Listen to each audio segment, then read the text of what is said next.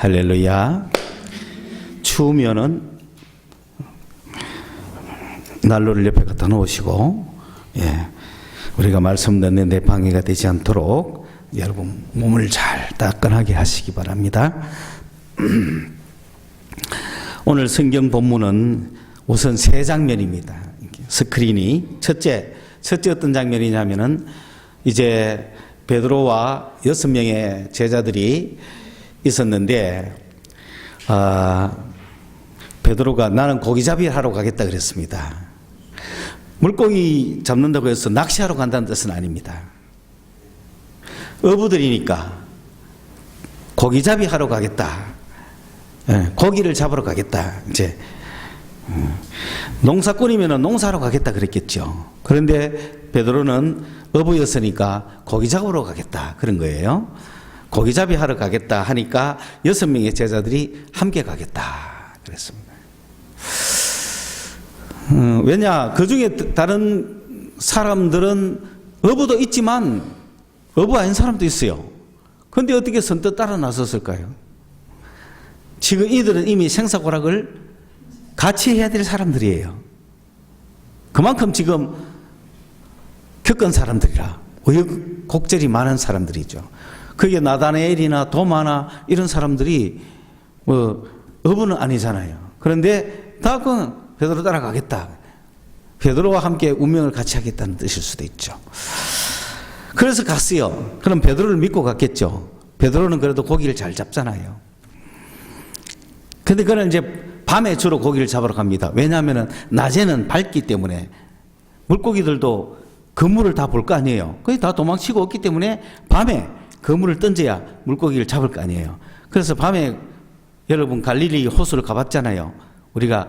근데 제가 봤을 때 왼쪽으로 도는 것 같아요. 이게 배를 이렇게 호수 한 바퀴 돌았을 거 아니에요. 밤새 한 바퀴 돌면서 잡는단 말이에요. 근데 이렇게 이쪽으로 올라가지 싶어요. 디베리아에서 위쪽으로 올라가면서. 그러면은 어때요? 만약에 잘은 모르겠습니다만은 그물을 배를 이렇게 대 가지고 배를 안으로 쑥 들어가서 이렇게 육지 쪽으로 있는 고기를 잡는지 배 바깥 쪽에 있는 고기를 잡는지 모르겠어요. 그러나 어쨌든 우리가 하나 선택했다 치고 이 제자들은 지금 이 그물을 어디로 던지고 있냐면 왼쪽으로 던지고 있는 거죠. 왼쪽으로 던지고 있으면 고기는 어디로 빠져나갈까요? 약삭 빠른 고기들은 반대로 오른쪽으로 빠져나가겠죠. 그래서 만약에 우리가 배를 타고 이렇게 가면서 그물을 이렇게 던지면 고기는 어디로 빠져나가고 있죠? 이쪽으로 빠져나가고 있는 거야. 그냥 한 마리도 잡겠어 못 잡겠어요. 뺑 돌았지만 못 잡았죠. 밤새 헛땅 친 거야.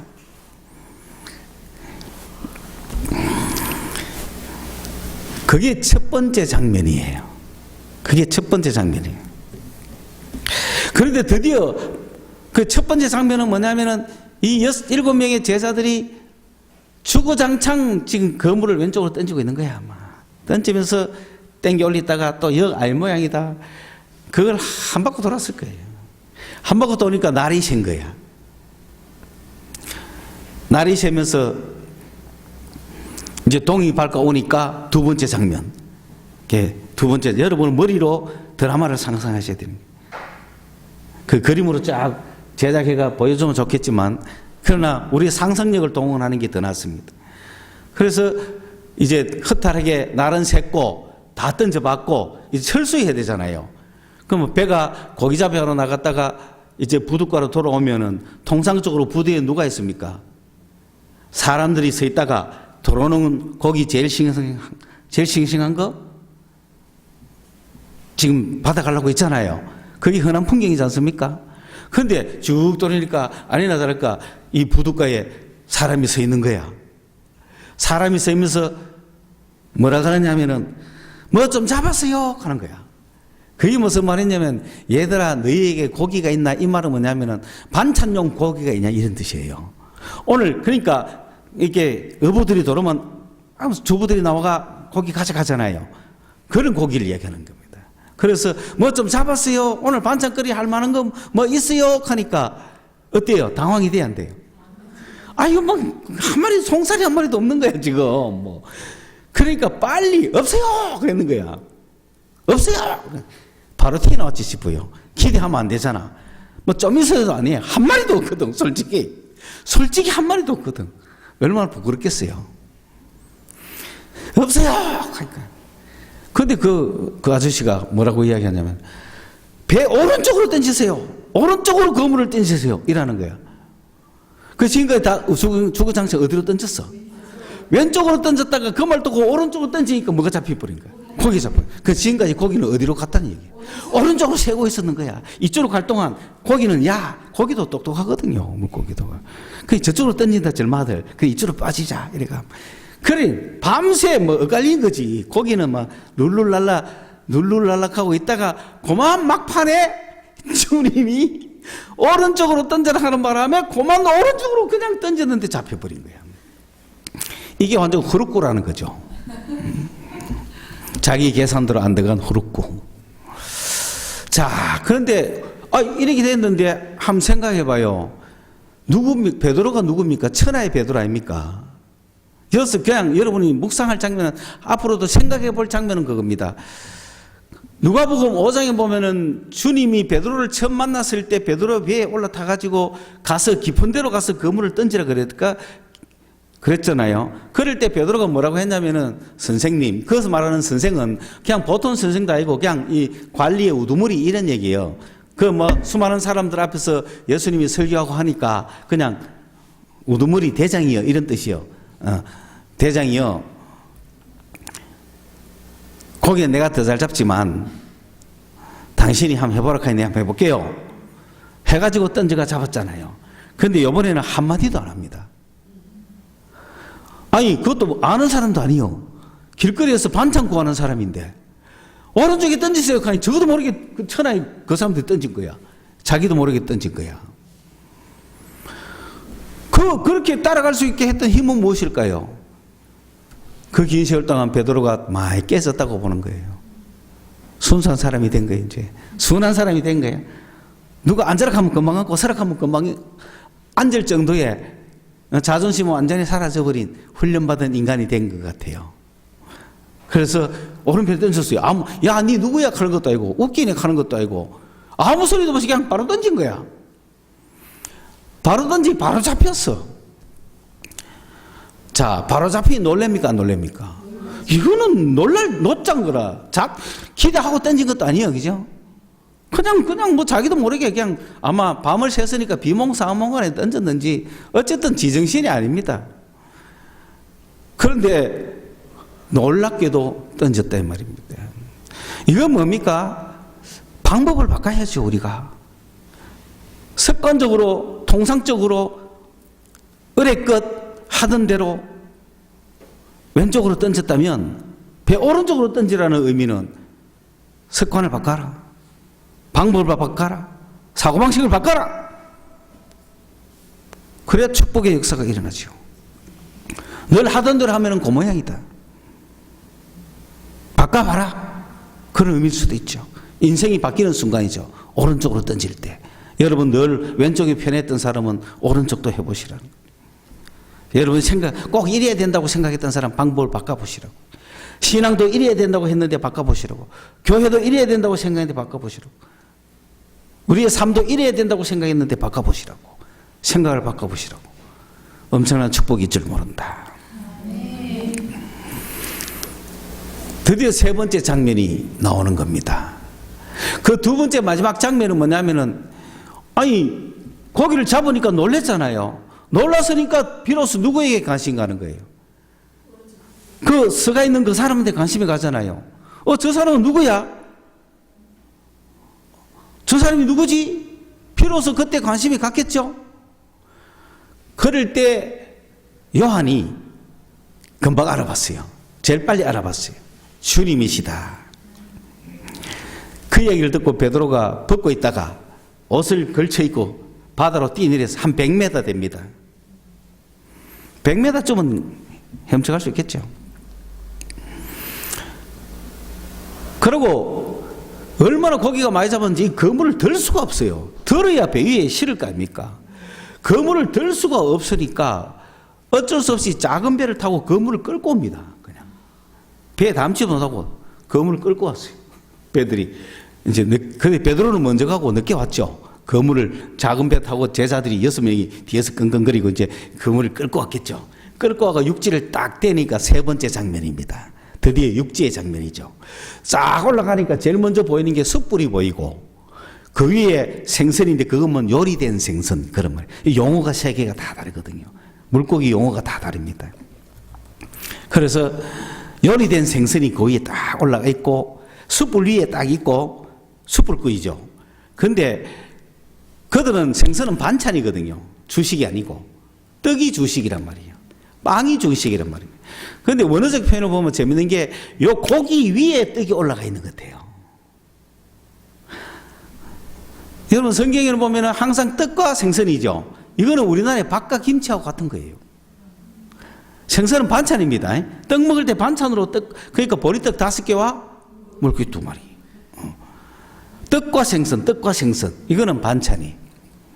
그래서 반찬도 자글자글 생선으로 소금이니까 반찬 제일 맛있잖아요.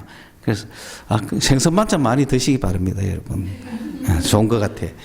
그래서 딱 올려놓고 그 위에 떡을 딱 올려가지고 아침 됐으니까 이미 아침 식사 준비를 딱 해놓고 있었던 거예요. 그러니까 아마 요한의 눈에 그게 제일 먼저 띈 것 같아요. 배가 고프니까. 베드로하고 예수님이 어떻게 앉아 계시는지 보다는 숯불과 그 위에 있는 생선과 떡을 본 거야. 제일 먼저. 배고프다는 얘기죠. 그런데 주님이 그 필요를 아시고 딱 준비를 하는 거죠. 그리고 나서 이제 제자들이 다 올라왔는데 베드로 보고 주님이 이제 그 제자들 보고 땅에 이제 그물을 갖다 댔으니까 주님이 이야기하는 거예요. 방금 막 잡은 그 생선을 가져오나. 이어서 말하는 생선도 그냥 옵사리온입니다. 그게 뭐냐면은 방금 이렇게 반찬으로 막 먹는 생선 있잖아요. 그 생선을 가져오라는 거예요. 그 가져오라고 하신 이유가 뭐냐. 그러니까 베드로가 제일 먼저 뛰갔어요. 베드로가 뛰가가지고 그물을 끌어올린 거야. 베드로가 힘이 제일 일단 좋은 거고 기술도 제일 좋은 것 같아. 그 뭐 나다나엘하고 도마 있어봤자 별로 잘 못 올릴 것 같아. 그 베드로가 그물을 육지로 다 끌어올리는데 끌어올리면서 그 옵사리온 하나 가오라 했으니까 이제 그물 안에 고기를 볼 거 아니에요. 그쪽에서 못 봤잖아요. 크게 뭐 어떻게 잡혀가 어떻게 잡힌지. 그런데 끌어올리 놓고 보니까 익투스예요. 월척이라는 거예요. 큰 고기야. 익투스를 보통 고기를 이야기하는데 큰 익투스라는 거예요. 월척을 얘기하는 이게 지금 보통 고기가 아니에요. 이게 뭐 극상품 고기가 잡힌 거야. 그래서 이제 옵사리온 잡으려면 이렇게 찾아봐야 되잖아요. 그래야 뭐 꾸물고기. 이거 꾸물고기나 이거 팔고기지. 응? 그렇잖아요. 그러니까 송사리 같은 거 조그만 거 지금 찾아야 될 거 아니에요. 옵사리온 가가 꾸물어야 되니까. 그러다 보니 세리게 돼, 안 세리게 돼. 그래서 세린 거야. 그거 괜히 세리겠냐고. 한 마리 꺼낸 월척이야. 월척이 지금 몇 마리야? 153마리야. 와. 그래서 잡은 물고기를 수를 세리게 된 거죠. 세리고 보니 153마리야.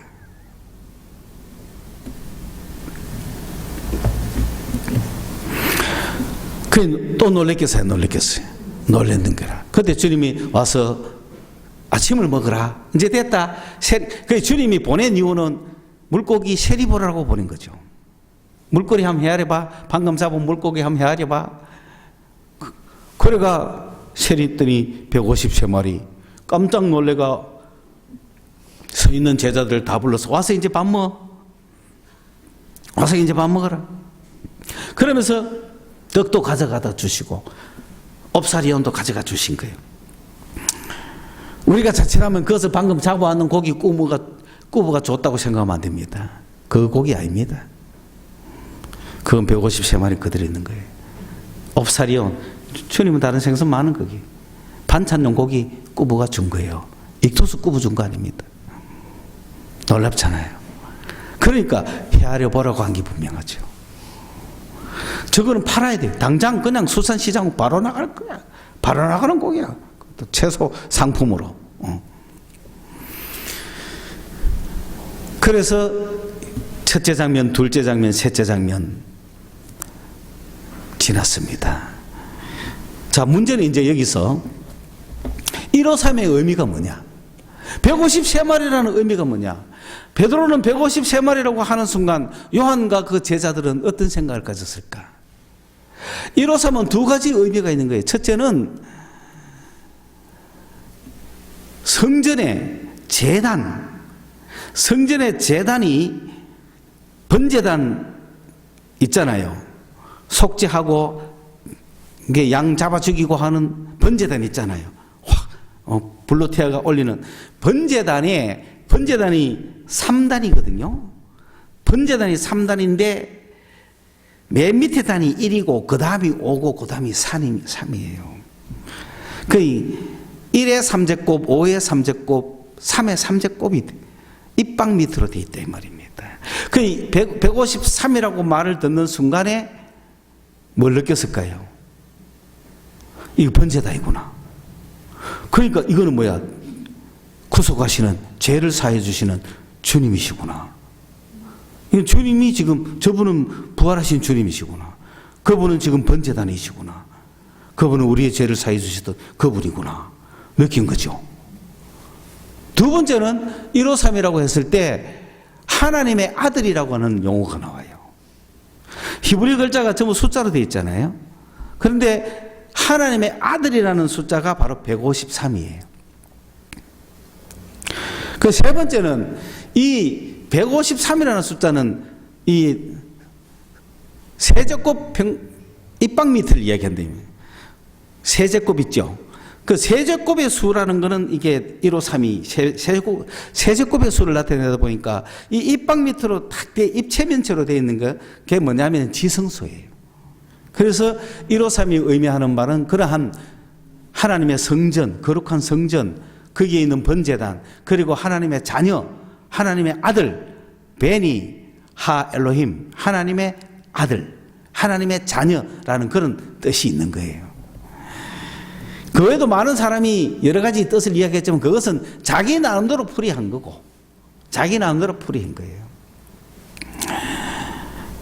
그러나 성경적으로는 그런 확실한 두 가지 뜻이 있습니다. 그러니 이 153마리라 하는 순간에, 야, 고기가 153마리래 하는 순간에, 와! 이래 되는 거죠. 지금 뭐 유대인들은 감탄하고 있습니다. 우리는 뭐 감탄 안 하지만은. 자, 그러면은 그러한 153의 숫자가 물고기 153이라는 게 있었는데, 이 이후에 그러니까 베드로는 예수님과 만나서 물고기로 시작해서 물고기로 마쳤죠. 모든 기적은 물고기 속에서 막 일어난 거예요. 그런데 이 물고기가 어떤 의미가 있느냐 하면, 요나가 들어갔던 물고기는 이런 물고기가 아닙니다. 그거는 sea monster, 바다 괴물. 그러니까 우리 인간이 알 수 없는 그런 정체 모를 큰 물고기, 바다에 사니까 물고기죠. 그걸 고래라 해도 안 돼요. sea monster. 요나가 그러니까 크게 관계가 없죠. 이 의미는, 그죠? 두 번째로 이 물고기라는 건 그 당시에 고대 근동의 하나의 블레셋 사람들의 신이에요, 신. 블레셋 사람들은 다간이라고 하는, 원래 이게 히브리어로 물고기를 다간이라 하거든요. 그 다곤이라고 하는 신을, 물고기 신을, 팔레스틴인들은 바닷가의 사람들이니까 물고기 신을 섬겼다고 해요. 그러니까 물고기 모양을 걸어놓고 경배를 하고 일한단 말입니다.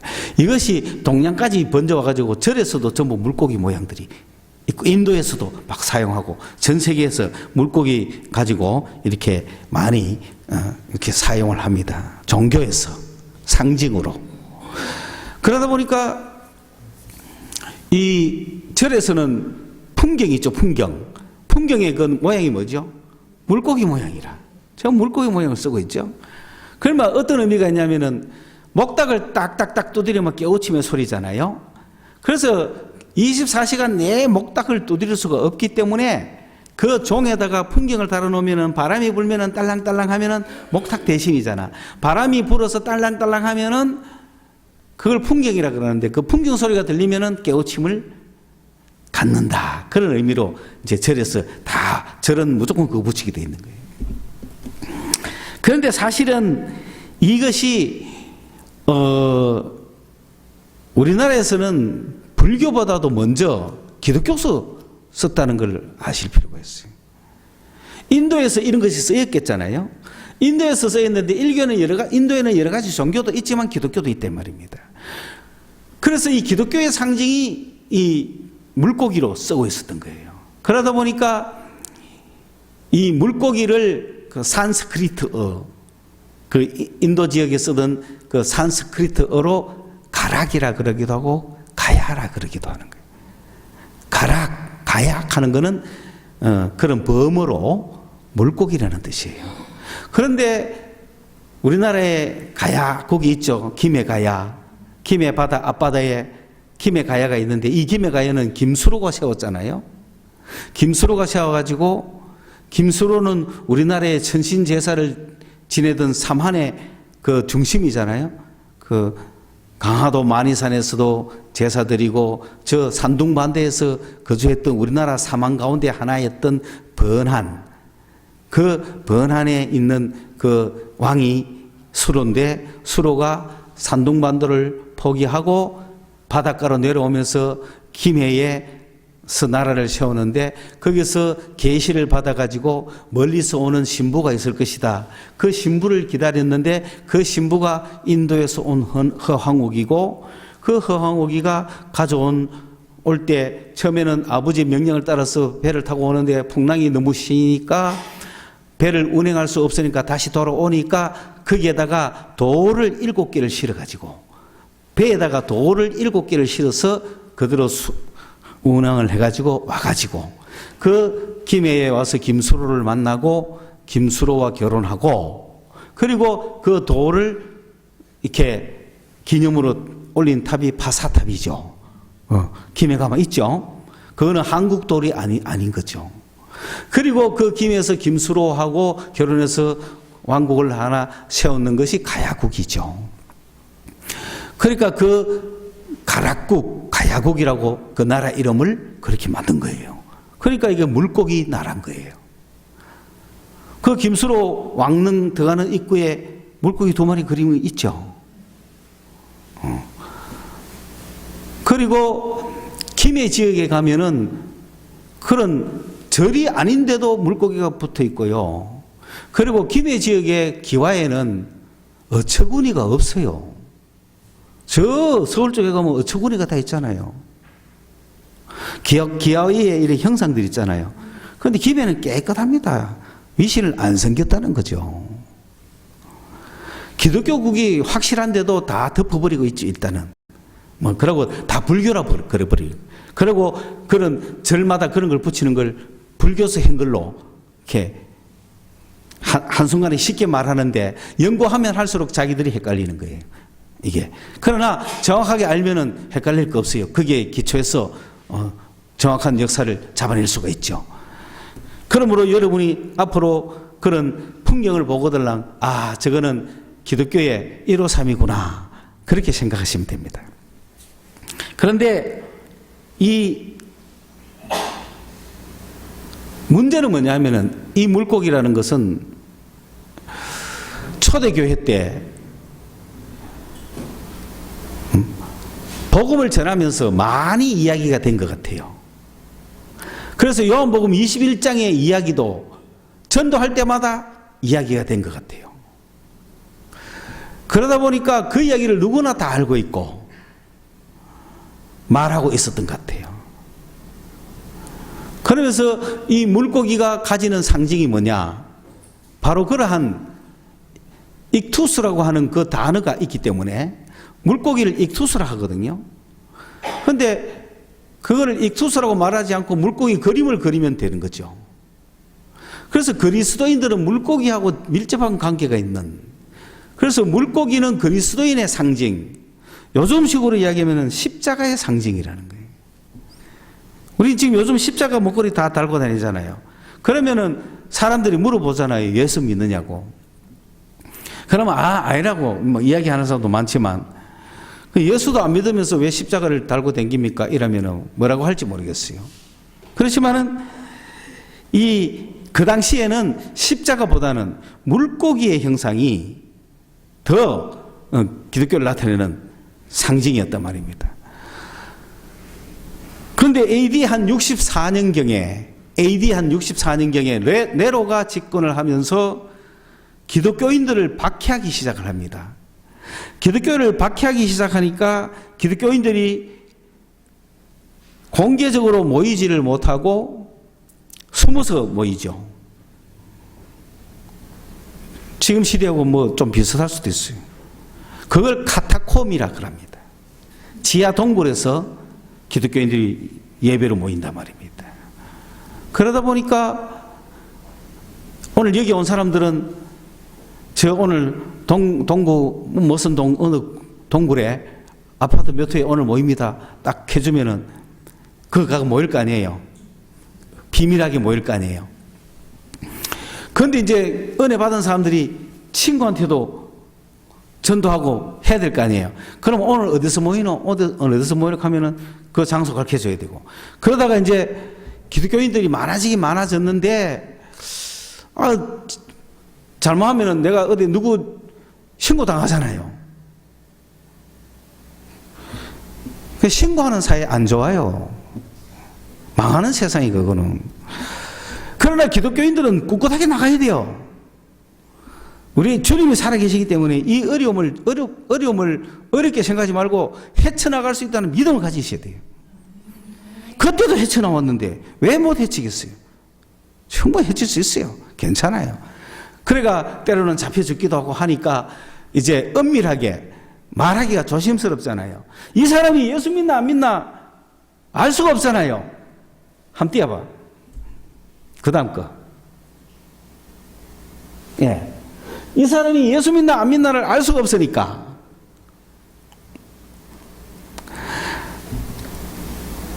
이제부터 어떻게 하느냐면은 물고기를 쫙 그리면, 물고기 이렇게 쫙 그리면 이 사람이 예수 믿는 사람이구나. 아는 사람 알아보는 거예요. 그래서 장소가 어딘지 이야기해 주는 거야. 그리고 서로 기뻐하는 거야. 그러다 보니까 이제 어떻게 되냐면은 또 물거리 그리고 이러면 뭐 신호하는가 싶어가 또 단속당할 수 있잖아요. 그래서 발로 그냥 쑥 이렇게 그리는 거예요. 발로 이렇게 쑥 그리면은 자기도 예수 믿는 사람이면은 그 밑에 발로 자기도 하나 그리는 거죠. 이해 갔어요? 한 개씩 그리는 거예요. 그러니까 이거 하나 그려놓으면 이게 뭔지 모르잖아요. 그 밑에서 이래 하나 그리면 물고기가 되는 거죠. 그러니까 이래 그렸을 때 모르는 사람은 그냥 끝이야. 그러나 아는 사람은 이래 그리면 이 사람은 뭐다? 그래 위에 거 하나 쭉 그리면 그 사람이 밑에 거를 쭉 그려야 되는 거죠. 이게 그리스도인끼리의 화답이라. 쫙 그리니까 밑에서 쫙 그리고 그러니까 기독교인이구나. 마음껏 기뻐하고. 쿠바디스에 보면 어때요? 그 공주가 왕궁에 잡혀가가지고 어찌할 바를 몰라가 당황하고 있을 때 그 공주를 이렇게 치장시키러 왔던 그 그 시녀가 갑자기 그 가루를 팍 쏟으면서 물고기 그리죠. 쿠바디스에 봤어요 그런 거? 나 그리스도인이라는 거죠. 그런 식으로 은밀하게 그리스도인의 상징으로 쓰던 것이 바로 이 물고기입니다. 오늘날 우리는 뭐 그렇게 할 필요는 없는데 앞으로 그래야 될지도 모르는 거죠. 북한 사회에서는 만약에 은밀하게 탁 이렇게 해놓으면 이 선 이거 뭐야? 하면 아무것도 아닙니다. 하면 되는데 밑에 싹 그리면 그리스도인입니다. 이렇게 되는 거죠. 그런 은밀한 상징으로 사용했던 게 바로 이 물고기였습니다. 자, 그런데 이 물고기가 헬라어로 익투스란 말이에요. 익투스. 그러니까 익투스라고 하는 글자를 가지고 전도를 하는 겁니다. 익투스라는 글자를 가지고 전도하는데 그 첫째 글자가 예수라는 뜻이죠. 둘째가 그리스도라는 뜻이고, 셋째가 하나님이라는 뜻이고, 넷째가 아들이라는 뜻이고, 마지막 저거는 그냥 뭐 구원자라는 뜻이 있기도 하지만 저거는 그냥 의미. 그 진짜는 예수 그리스도 하나님의 아들, 요 네 개예요. 그것도 딱 두 개죠. 예수는 그리스도고 하나님의 아들이다. 이게 복음이죠. 이걸 물고기 복음이다. 여러분도 이제 물고기로 복음을 전해야 되는 거야. 물고기로. 이게 뭔지 아나? 딱 하면은 물고기 모양이네. 물고기를 헬라어로 익투스라 그래. 익투스가 무슨 말이야? 거기에 앞에 있는 예는 예수 그리스도를 이야기하는 거야. 예수 그리스도는 어떤 분이냐? 너무너무 놀라우신 분이야. 그리고 그분을 한마디로 이야기하면 메시아라. 그리스도라. 그리스도라는 말은 메시아라는 뜻이거든요. 그 메시아라는 말은 무슨 말이냐면은 구별된 사람인데, 첫째는 왕이에요. 우리를 다스리는 분이에요. 둘째는 선지자예요. 하나님의 말씀을 전해주는 사람이에요. 셋째는 제사장이에요. 우리의 죄를 씻어주는 사람이에요. 예수는 그런 분이십니다. 그리고 그분은 그런 분일 뿐만 아니라 하나님의 친아들입니다. 데오스, 히오스. 그래서 예수, 그리스도, 데오스, 히오스. 이 히오스라는 말은 그냥 우리가 예수 믿고 하나님 자녀가 됐다 그게 아니라 친아들을 이야기하는. 그거는 그분 자체가 바로 하나님이라는 뜻이죠. 그래서 예수는 인간이면서도 하나님이시다. 이게 복음이에요. 그러니까 예수 이야기를 하려니까 요즘 어떤 사람은 뭐 문 두드려 갖고 물 한 잔 주세요 뭐 이러는데, 그죠? 우리는 그거 할 필요는 없습니다. 우리는 이걸 아십니까? 이러면 돼. 이게 뭔데요? 하면 말을 시작해서 예수를 이야기하는 거예요. 복음을 이야기하는 거예요. 예수는 메시아요, 하나님의 아들이십니다. 그게 무슨 말인데요? 계속 더 가는 말이죠. 그 예수라는 말은 엄청난 것들이 너무너무 많습니다. 제가 오늘 예수라는 이야기 속에 있는 그 많은 것 중에 우리 교회 성도들에게 부탁하고 싶은 것은, 그 많은 예수 이야기 속에 예수는 어떤 분이냐? 용서의 주님이다. 나를 용서하시고 십자가에 달리셨잖아요. 여러분을 무한하게 용서하시는 분이십니다. 그리고 우리에게 부탁합니다. 용서해라. 내 몸이 된 교회여, 용서해라. 훈련받은 제자들, 예수 중에 오늘 드릴 복음은 용서의 주님, 용서하는 교회, 용서하는 공동체. 내가 용서해야 될 자가 계속 생각나기를 바랍니다. 내가 용서해야 될 거리가 계속 생각나기를 바랍니다. 이게 우리 교회의 출발입니다. 상담 심리학자들이 상담을 해보면 문제가 생긴 수많은 사람들을, 알코올 중독자들, 세상에서 낙을 잃고 지멋대로 살아가는 사람들, 거의 보면은 아버지와의 관계에서 상처가 나 있다는 거죠. 아버지의 관계에서 상처가 나면서 인생 배리, 인생 살 희망이 없는 거예요. 용서해야 합니다. 용서하세요. 용서할 준비를 하세요. 주님은 용서하시기를 원하십니다. 그래서 오늘 여러분이 만약에 이 복음을 전하게 된다면, 예수님 어떤 분인데 기적을 행하셨고 뭐 온갖 이야기 다 좋지만 1번을 전해야 될 복음은 용서의 복음이다. 네가 잘못했다 하면 내가 용서해 줄게가 아니고 무조건 뭐부터 해줘라? 용서부터 해줘야 돼.